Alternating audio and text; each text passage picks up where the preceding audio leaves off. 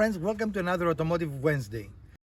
Last week we discussed a low oil pressure situation in our VWCC, and we thought we fixed it by adding some oil because indeed the oil level was very low. That is a very common reason for the oil light to come on, but in our case this was not the reason that we were having the light on. After we added the oil and we were now in normal levels, the car continued to have the problem by displaying the oil when we took it for a test drive, meaning that adding the oil did not change the fault. And in order to change the fault, we moved to the next level. The next step that the DIYer can do is look around the oil pressure sensing unit, which sometimes fail, is fairly inexpensive and fairly easy to fix yourself. So in this video, we're going to take you through this process and show you what we did to finally fix the problem of our oil pressure warning. Where is the valve? The old one. The old one is in the box from the new one. Okay. We didn't show them how we did this. That is not a hard process, right? Not really.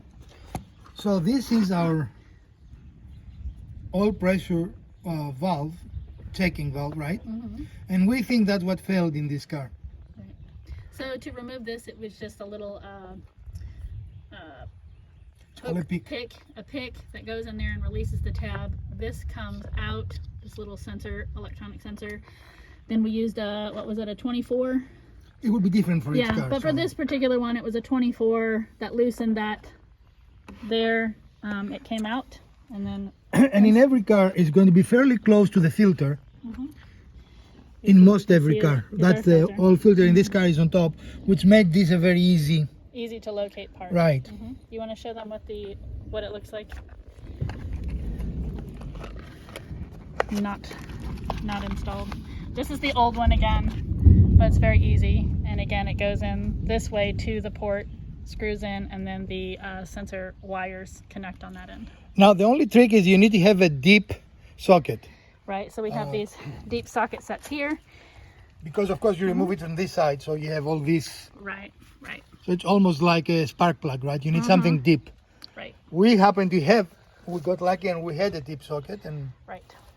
now the fun part was that the diameter of our tool was different from what this diameter. So the oil pressure Right. tool itself, these that we had to connect, and here's the one that we actually had connected to the engine.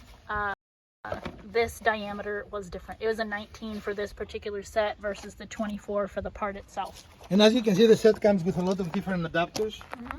So this is for every car. Right. We're not going to use it just in this car. And so you wanted to match the threads, really, is what you're looking And for. you need, Before you change the valve, it is very important to make sure that your car has good oil pressure, otherwise this is not your problem. So after removing the valve, we use this set to check our oil pressure, which at idle was at 40 psi, which for this specific car is normal. So we have connected our oil pressure gauge, and we have 40 psi, which according to the information we have is good psi for this engine. Be very careful with that because you are going into aluminum, and if you cross thread that, you're looking at a new engine block. I mean, this Right. is.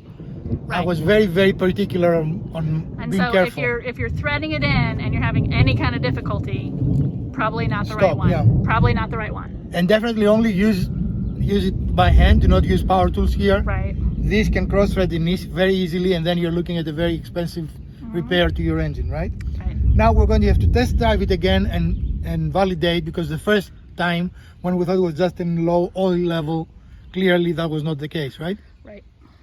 So by order of elimination of what you can do as a DIYer, the next step is this, the pressure sensing switch. It is fairly inexpensive for most every car. It's under $20. It's something you can do easily. As you can see, that took us, 10 minutes? Yeah. Maybe.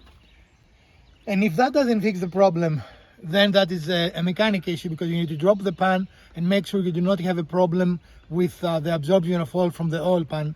It might have a blockage there. And if we had a lift, you can do that. We don't have a lift, so that would be very difficult for us to do. And if that is not your problem, then you're looking for an engine blockage, and that would be an expensive proposition, right? So we hope that fixes it, and we're going to keep you posted. After you complete the repair, restart your engine and make sure that your engine sounds normal. Each car has a specific sound to its engine, and after you have driven it for a few days, you know that sound. As long as the engine sounds normal, no metallic sounds, nothing that relates to oil pressure or oil level, make sure you do not have any leaks in the repair that you made, and also make sure that you do not have anything else abnormal.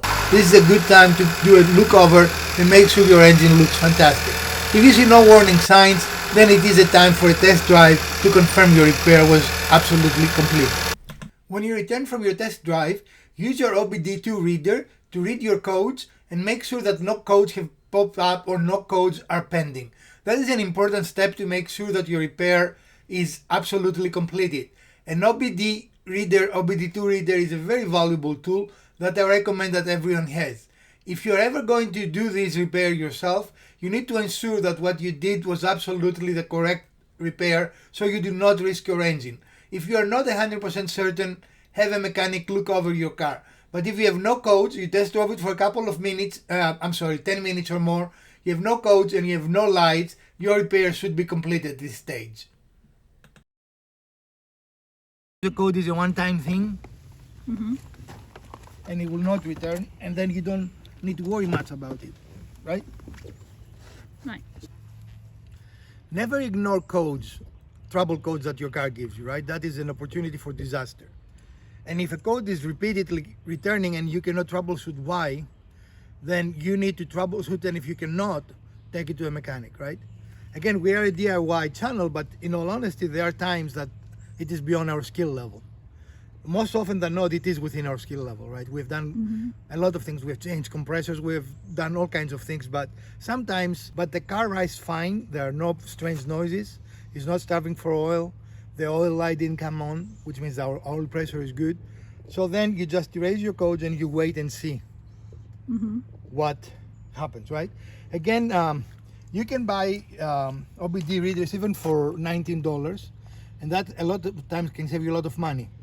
For example, the code in your engine code can come in because your tank leak, Your gas cap. your gas cap is not fully seated. Right. That's something you can easily fix yourself. You don't need to pay someone $110 to tell you, oh, you need to tighten this, right? So these are variable machines, and I've seen them in Walmart for $19, so they're not very expensive. Well, folks, we hope you enjoyed this short episode on our Wednesday Quickie Automotive series, and if you did, we'd appreciate a thumbs up. If you didn't, the other button works as well. Share, like, subscribe. Let us know if those automotive series videos help you in your automotive repairs and maintenance. From Professor DIY, Mrs. DIY, and Elpida, let's fix something together.